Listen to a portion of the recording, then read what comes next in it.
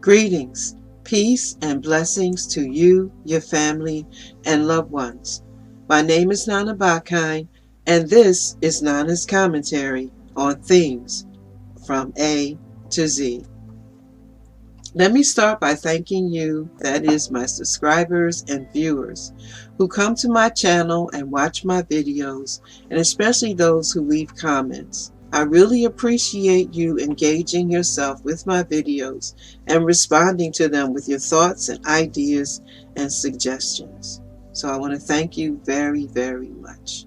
Now, there's a lot going on in our world, and there are a lot of different topics to cover and different things to talk about. And so today I was looking through my book full of commentary that I want to make videos out of. And I have a plethora of ideas and ways that I like to express myself, and some of it political, some of it spiritual, and some of it just fun. So today I wanted to talk about something different, and I hope you enjoy what I share with you. I searched for something that would be interesting to share with you, something that would tie into today, but would also be something that could carry its own message of truth and discovery. Needless to say, I have so much to share, but knowing you folks out there, it's hard to stay relevant unless you hop on a subject in the moment, because it simply does not take much time for today's news to become tomorrow's passé. But I found something I had written about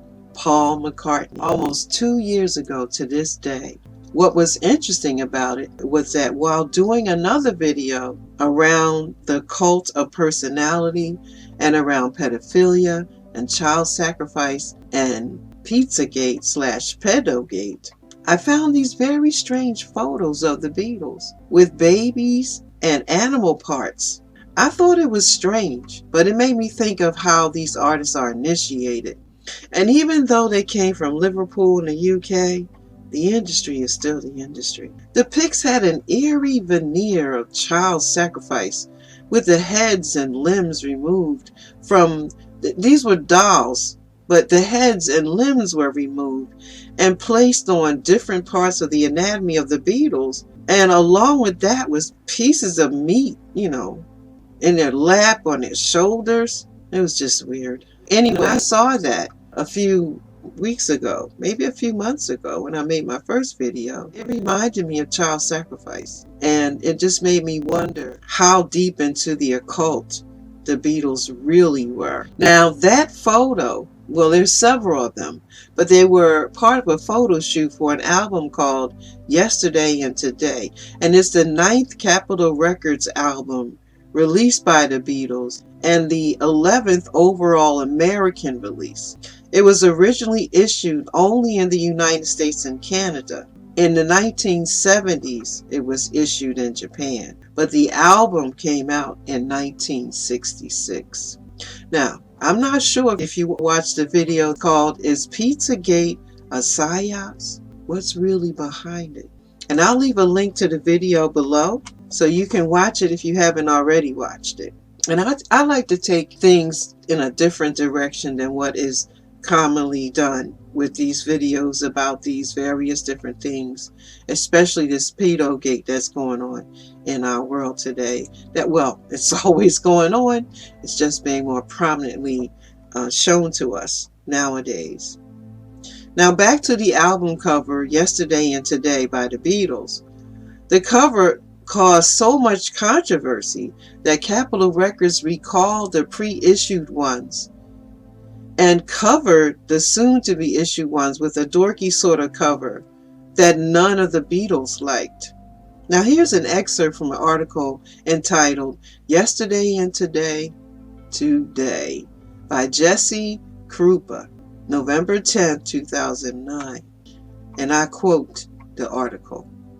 Despite being North America's only source of great songs, such as If I Need Someone and I'm Only Sleeping, for nearly 20 years, the Beatles' 1966 release Yesterday and Today is mostly, if at all, remembered for its album cover.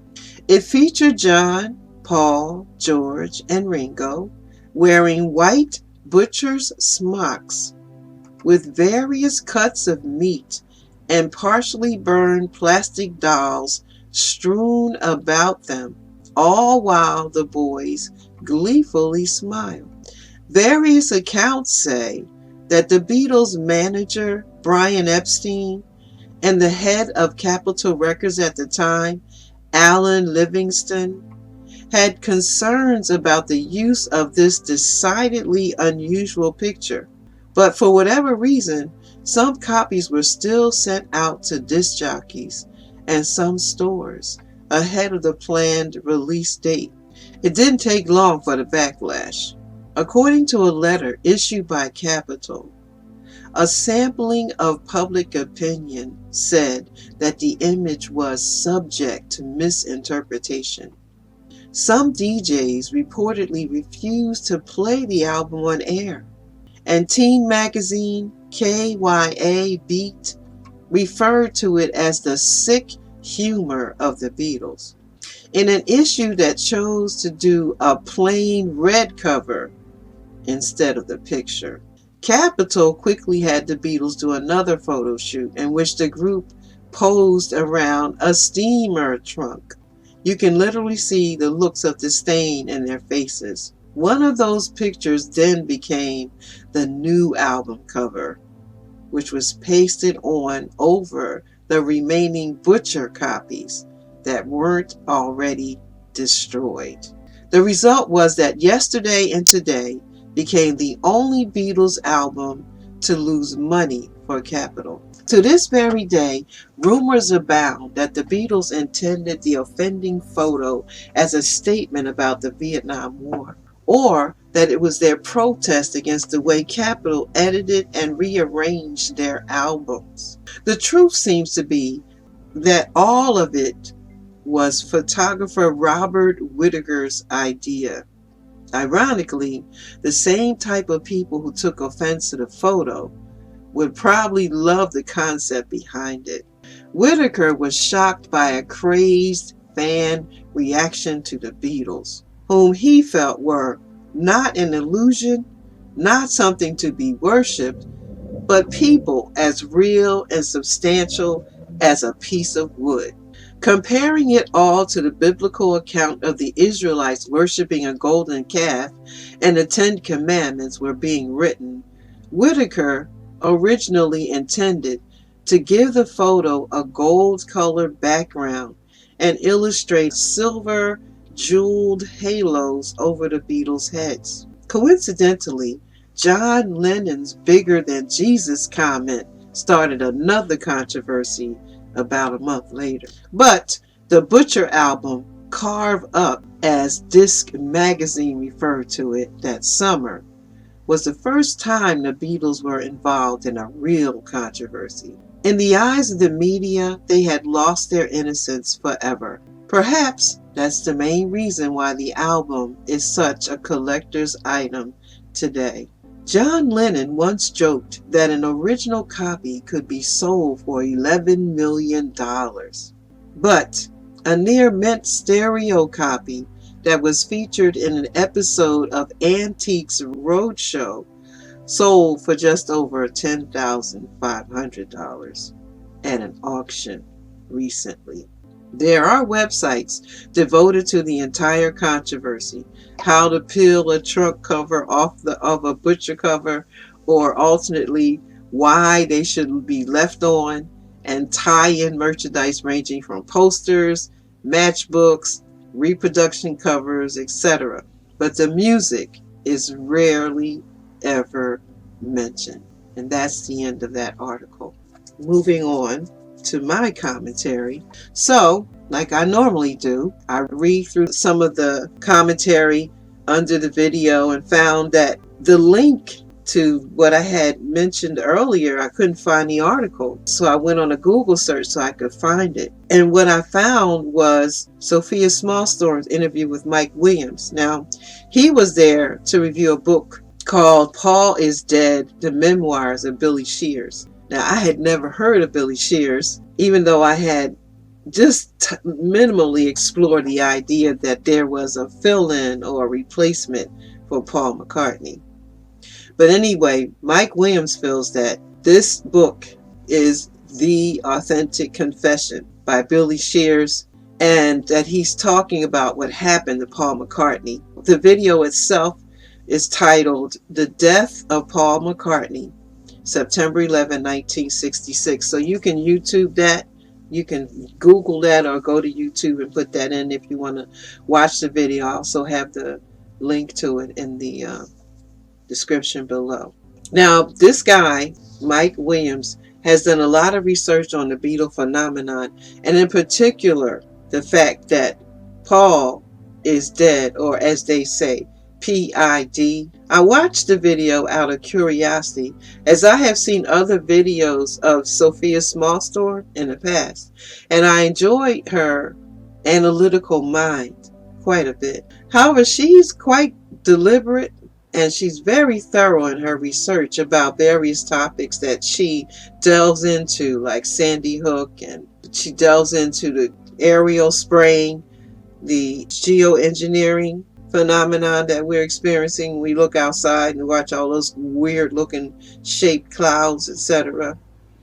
And so I was struck by the content of this video, and I wanted to just say a few things about that in my commentary.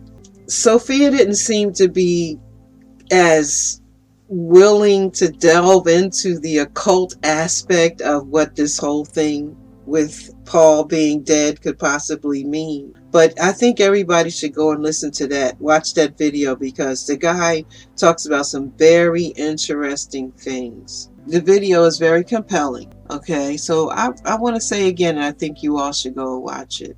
It speaks volumes about our time today, but also about those times back in the 60s. As I mentioned before in my previous video, the New World Order is not new at all. The plan has been in place for centuries. It has many tentacles that stretch very, very far into the minds, hearts, and spirits of all its actors. Some actors feel they are more in charge than others, but nevertheless, there's a hidden hand behind it all. Now, in the video, Paul McCartney really is dead, the last testament of George Harrison. I want to comment on that as well. It was produced by Highway 61 Entertainment, and is considered an unauthorized documentary, and some people call it a spoof film or hoax film, but it includes newly unearthed evidence. I must admit, I had Beatlemania. It was very interesting psychological phenomenon. My mother would look at me in wonderment as I would swoon and cry and even get faint. I had Beatle cards, Beatle pillow, whatever had the Beatles on it, I had it. And that was funny when I think about it. Were we the lost generation, I wonder? Looking for a reason to love passionately? Yeah, some pop stars. That's what they were. Pop stars. Somebody we had never met before. And they had mop hairstyles. They had long hair. They started a trend. They dared. They seemed to dare to be different. It was quite believable back then. Now I remember this too. It was during my last year of high school and first year of college. We got caught one night in our college dorm when someone brought us the album Abbey Road.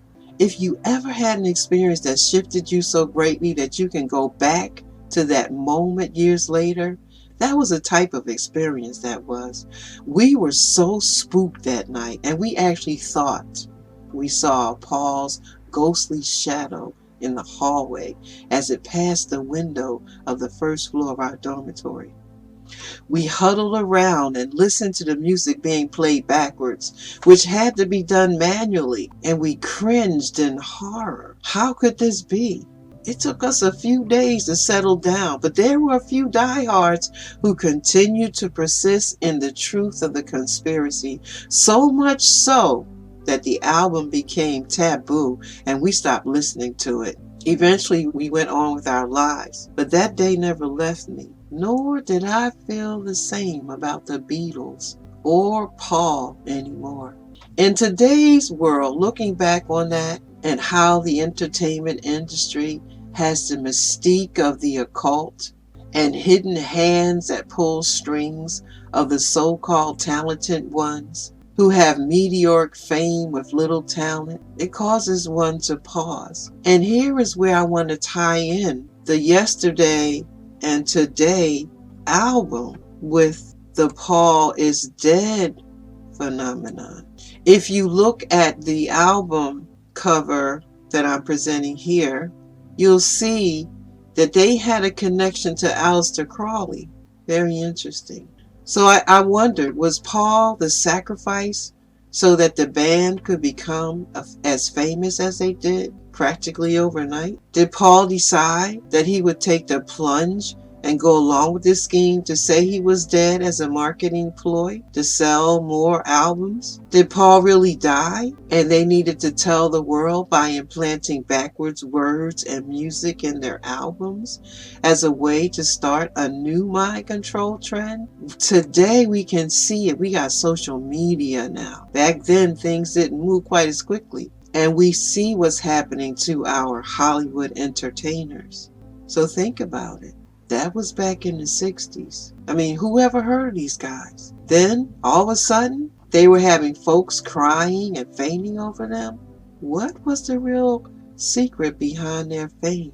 Mike Williams, in his interview with Sophia Smallstorm, suggests that it was some type of mind control, some type of psychic altering of the masses that caused mostly women to swoon and cry and fall out. Some historians say it had to do with the times. You know, President Kennedy was assassinated, and it was a very, very, very intense time. LSD was becoming more and more popular. And then there were several other traumatic experiences. So, you know, we had the Vietnam War was going on, so we had love not war, peace not war, you know, that kind of thing was going on as well. So it was part of a movement. What happened with the Beatles coming in on the scene was part of the science of the times. Now, with what we know now, I would say that many of the above mentioned scenarios may apply, if not all, and maybe some others that I did not mention. Now, Paul McCartney was my favorite Beatle, but something did change about him. And if this film, Paul McCartney Really Is Dead, The Last Testament of George Harrison, if this film has even the slightest bit of credence, then there may very well have been a deep conspiracy. I want to mention in this part of the video that there's a book. It's on the internet, so it's pretty long, but it's called War in Heaven, and I'm going to link to that too, where in this book it mentions how they use mass concerts, mass gatherings like stadium gatherings, etc., to mind control the people. And that era was a time of that, especially like bringing that into the fore, where they would use music to control the masses. You know, you get this mass hysteria, this mass mania that happens when you have a large group of people gathered together. Now, in the video, they said that they had to replace Paul because they were afraid that people would kill themselves if they knew that he had died. And that's a bit of a stretch for me, although there were some reports that when Michael Jackson died, some people wanted to kill themselves. But seriously, we tend to turn these people into the gods, you know. The ancient gods today are the celebrities we have, and that's the cult of personality. And it's still the projection of our own godhood and our own divinity onto another, placing ourselves at the feet like they did with Beyonce, just adoring her as she walks by like she's a goddess. But what are they? Are they not goddesses as well? So anyway, the part of the story where they're talking about people killing themselves, that almost made me stop watching that film. But because I was there, I wanted to see what other unknown clues they had. Now you can go and watch the entire video or the film, and I will leave a link there for you so you can watch it. It's very, very interesting. Now, is it true? Well, maybe someone will come forward with the real evidence in time. Then again, maybe not. Countless secrets have met the grave. And with Paul being the only Beatle left, and he's 80 years old. Well, if he breathed a word about it, we may be calling it a deathbed confession. Thanks for listening. Thanks for watching. Peace and blessings to you, your family, and loved ones.